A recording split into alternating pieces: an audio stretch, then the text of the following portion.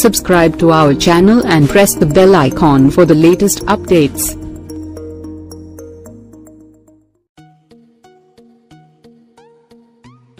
భరత్ గా పవన్ కళ్యాణ్ చేస్తుంటే షాకింగ్ నిజం బయటపెట్టిన కొరటాల శివ. భరత్ అనే నేను సినిమా పవన్ కళ్యాణ్ కి వస్తే ఇంకా భారీ బ్లాక్ బస్టర్ అయ్యి రికార్డులు బద్దలు కొట్టేదని చాలా మంది అభిప్రాయపడ్డారు. నిజానికి భరత్ అనే నేను కథ పవన్ కళ్యాణ్ కోసమే రాసిందట. ఆయన రిజెక్ట్ చేయడంతో ఆ కథ మహేష్ వద్దకు వచ్చింది. ఈ విషయాన్ని స్వయంగా దర్శకుడు కొరటాల శివ వెల్లడించాడు. అలాగే మరికొన్ని షాకింగ్ విషయాలను బయటపెట్టారు కొరటాల శివ. భరత్ అనే నేను కథను జనసేన పార్టీ స్థాపించిన మొదటి రోజుల్లోనే ప్రముఖ రచయిత శ్రీహరి నాను పవన్ కళ్యాణ్ కోసం రెడీ చేశాడట. ఆ కథను పవన్ కళ్యాణ్కి వినిపిస్తే సీఎం పదవి కోసమే తాను రాజకీయాల్లోకి వచ్చానని మెసేజ్ ప్రజల్లోకి వెళుతుందని ఈ కథను రిజెక్ట్ చేశాడు పవన్ కళ్యాణ్.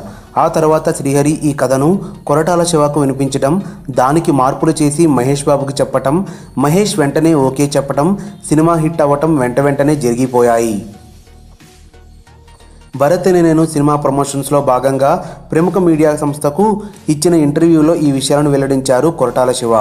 అప్పుడు కొరటాల శివను ఇంటర్వ్యూ చేసిన యాంకర్ ఈ సినిమాలో మహేష్ కాకుండా పవన్ కళ్యాణ్ నటిస్తే సినిమా ఎక్కడికో వెళ్ళేది కదా అని ప్రశ్నించగా అప్పుడు కొరటాల శివ ఆసక్తికరమైన సమాధానం ఇచ్చాడు.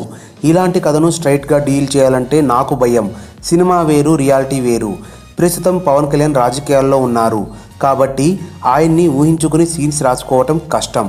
ప్రేక్షకులు కూడా రియాలిటీని బేస్ చేసుకుని సినిమాలు చూస్తూ ఉంటారు. రియల్ పొలిటీషియన్తో సినిమా చేస్తే ఆ ఎక్స్పీరియన్స్ పోతుంది. అందుకే సినిమాను పవన్ కళ్యాణ్తో చేయలేదు. ఎలాంటి పొలిటికల్ నేపథ్యంలో లేని మహేష్తో చేశాను.